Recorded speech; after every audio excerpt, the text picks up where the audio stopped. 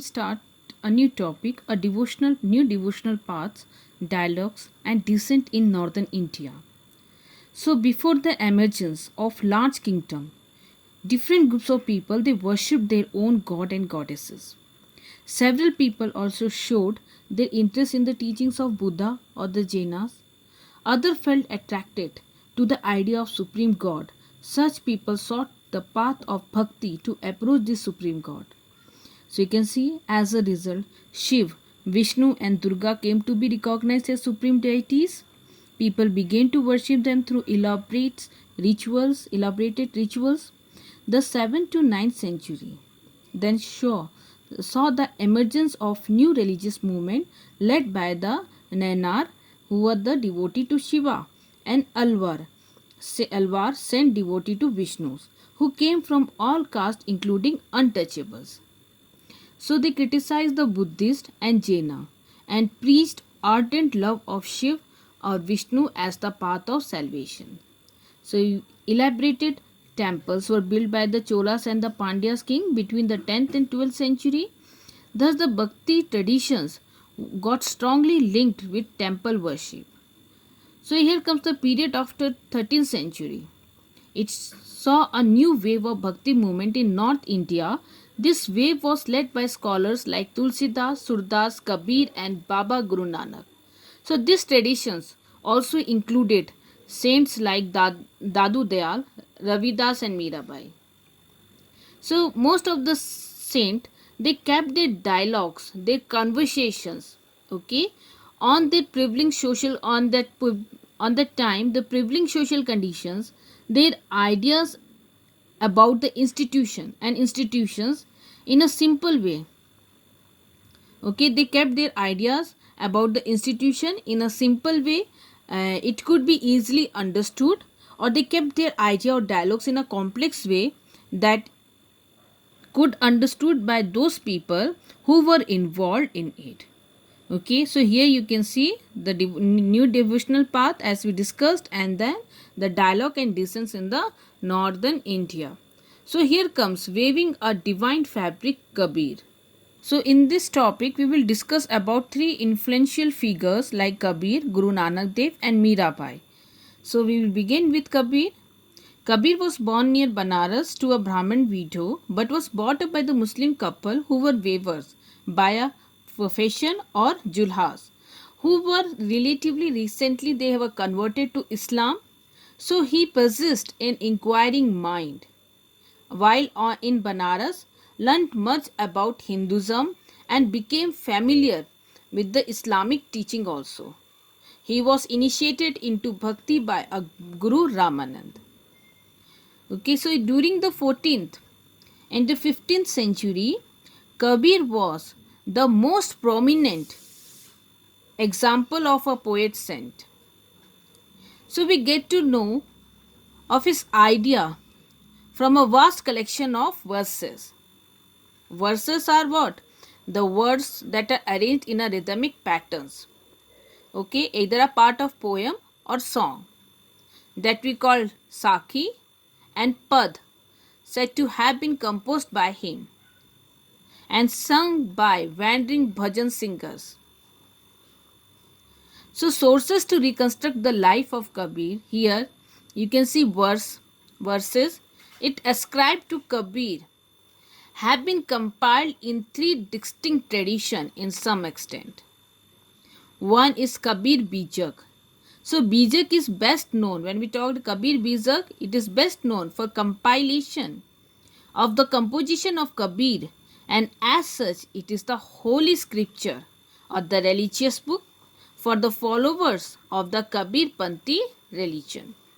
So the Bijak is one of the earliest of the major texts in the modern Hindi. And when we talk about the term Bijak, it is derived from the word Bija, meaning a document containing sacred texts. So the Kabir Bijak, it is preserved by the Kabir Panthi, the sect of Kabir who followed the path of Kabir in Varanasi and in other places of UP. Okay, then comes Kabir Ganthavali. Here you can see it is associated with Dadu Pant in Rajasthan, and many of his compositions are found in Adi Granth Sahib. Guru Arjan Dev compiled the hymn of Kabir in Adi Granth Sahib. So here we saw that Kabir's verses, okay, which were compiled in these three distinct traditions. Okay, one was compiled by the Kabir Panthis. Okay, then we saw about the Kabir Granthavali, which is associated with Dadu Pant, and then later Adi Granth Sahib. So all these manuscripts, you can see the record written by hand. These compilations were made long after the death of Kabir. By the 19th century, you can see anthologies of verses attributed to him. Okay, if we say was circulated in print in the region of Bengal, Gujarat and Maharashtra. Okay, so here you can see Kabir poem have survived in several languages and dialects, regional or local languages, and some are composed in the special language of Nirgun poet. So here you can see those who worship of an abstract form of God that we discussed earlier. Okay, the Sant Bhasha. So here you will see another form of language is the Sant Bhasha, other known as Ulat Basi. So Ulat Basi, this here it is written upside down sayings are written in a form which everyday meanings are inverted. ठीक है, आप देखते हैं सीधी सीधी बात को टेढ़े मेढ़े ढंग से कहना। संतों के और विशेष रूप से कबीर ने अनेक उलटवासी की रचना की है। इनके कथन में जो ये कहते हैं आप देते हैं असंभवता या अंतर विरोध प्रतीत होता है, लेकिन इसके अंदर गहरा अर्थ छुपा होता है। इन उलटवासी रचनाओं का तात्पर्य जो एक्चुअल मीनिंग को समझने में मुश्किल होता है। But as you can see expression such as lotus which bloom without flower और the fire raging in the oceans, it convey a sense of Kabir mystical expression, जिससे हमें रहस्यवाद की अनुभूति होती है। So here comes Kabir advocated unity of one god. According to him Allah, Ram, Rahim are different name of the same God who is Almighty. So he resided in the heart of the devotees. He is in the form of immortal and present everywhere in the universe. So Kabir used this wide range of tradition. If we talk about Almighty gods, okay, he used to describe the ultimate reality. And then he used the Vedic traditions such as Brahm, Atma, and also the term Yogic traditions as Shabd and Sunya. So some poems, they were drawn as Islamic ideas using belief in one God and breaking of image of to Hindu polytheisms, is worship of many gods and idol worships. So in other poem, Jikr and Ishq, the Sufi concept were expressed or were used to express the Hindu practices of Nam Simran. Okay, it means that when we talk about Jikr, here it's an important practice of Sufi, which means remembering. It's a special act of devotions whereby God's name is recited again and again, and Ish is the love to love, okay, love to God or the divine power. So where all these poems, it was, if we talk about this, were all this poem it was composed by Kabir, there is uncertainty. So the scholar, they had analyzed the style, the language and the content to know whether it was composed by Kabir. So if we talk about the rich corpus of verses or collection of the written or spoken texts, signifies that Kabir was and now the source of inspiration for those who in search, okay, you can see, or who were in search of truth, questioned the orthodox religious social institutions and their practices. So here we see Kabir's ideas. It was probably crystallized or that had been built through the dialogues and debate, okay, with the tradition of Sufi and Yogic in the regions of Awadh in present Uttar Pradesh. So this legacy was claimed by several groups, and there was a debate about whether Kabir was Hindu or Muslim by birth are reflected in hagiography. So hagiography is about the life of saint. So the biography which was written from the 17th century onwards, it was about 200 years after the death of Kabir. So the various traditions, especially the Vaishnav, it attempt to suggest that he was born a Hindu. Kabir itself is an Arabic word meaning great, but was raised by a poor Muslim family belonging to the community of weavers. So who were relatively, you can see recently they were converted to Islam. So he was initiated into Bhakti by Guru Ramanand. But when we talk about the verses that is attributed to Kabir, it belonged to Kabir, used the words Guru and Sadguru. But he did not mention the name of a particular preceptor or guru or the teacher. So the historian, they have pointed out that it is very difficult to establish that Ramanand and Kabir were contemporary, belonging to the same time period, in case they were not given a long life. So the two traditions which link them together cannot be acceptable. But you can see they show important the legacy of Kabir for later generations. So Baba Guru Nanak and the sacred words. So the time period is from 1469 to 1539. Baba Guru Nanak was born in a Hindu merchant family in a village called Nankana Sahib at Talwandi in Pakistan, near the river Ravi in the predominantly Muslim Punjab. So he trained to be accountant and studied Persian. That he was married at a young age, but he spent most of his time among Sufis and Bhaktis. Okay. He also travelled widely before establishing a center in Kartarpur, Dev Baba Nanak on the river Ravi. So a regular worship that consisted of singing of his own hymn was established there for his follower.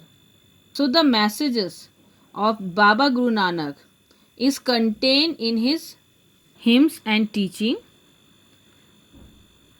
So he advocated a form of Nirgun Bhakti. Okay, he firmly refused to accept the external practices of the religion he saw around him. The sacrifice, the ritual bath, the image worship, the, you can see, austerities, okay, tapasya, and the scripture of both Hindu and Muslim, the religious book of Hindu and Muslims. So if we talk Guru Nanak teaching, there is no gender or form for the absolute or Rab. And you can see he proposed a simple way to connect to the divine by remembering or reciting the divine name, expressing his idea through hymn called Shabad in Punjabi languages. So Baba Guru Nanak Dev would sing this composition in different rag, and his assistant, okay, here you can see assistant, he played Mardana, you can see played the Rabab. So Baba Guru Nanak Dev, he organized his follower into a community, and then he set a rule for the community to worship or Sangat involving collective recitations. He appointed one of his disciples, Angad, okay, to succeed him as the preceptor or guru, and this practice was followed nearly 200 years. So it appeared that Baba Guru Nanak did not want to establish any new religions, okay, did not want to establish any new religion, but after his death, his follower, okay, they consolidate their own practices and separate themselves from both Hindu and Muslims. So the fifth preceptor here, Guru Arjan Dev, it compiled Baba Guru Nanak's hymn along with those of four successors. okay, and other religious poets like you can see Farid, Ravidas and Kabir in the Adi Granth Sahib. So these hymns or the religious songs called Gurbani that are composed in various languages. So in the late 17th century, the 10th Guru included the composition of the 9th Guru, Guru Tegh Bahadur, and this scripture, this religious book was called the Guru Granth Sahib. So Guru Gobind Singh also laid the foundation of Khalsa Panth and defined its 5 symbols. One is the uncut hair, daggers, a pair of swords, and then you can see a comb and a steel bangles. So under him you can see the community got consolidated as a Sikh community and as a social, religious and military forces. So Mirabai, the devotee princess around 15th to 16th century, is perhaps the best known woman poet within the Bhakti traditions. So biographies have been constructed according to the compilation of the bhajan written by her, okay, which is transmitted orally for centuries. So she was a Rajput princess from Merta in Marwad, and then she was married against her wishes to the Sisodian prince who were the clan of Mewar. So she refused to obey her husband and did not submit herself to the traditional role of wife and mother, instead recognizing Krishna, the Vishnu avatar, as her beloved. So her in-law tried to poison her, but she escaped from the palace to live as a wandering saint. And she started composing songs that are characterized by her intense expressions of emotions. So according to some traditions, her preceptor guru was Redas, a leather worker. This would indicate that she had refused to accept the norms of the caste society. So she started wearing the cloth of a widow and saffron colors of the renouncer or sannyasi. So Mirabai, she did not attract a sect or a group of followers, but she had been recognized as a source of inspiration, who is known for her devotion and love for God. So her song continue to be sung by men and women, especially those who are poor and considered low caste in Gujarat and Rajasthan. So here student we discuss about 3 important saints. One is Kabir Das, Guru Nanak Dev and Mirabai.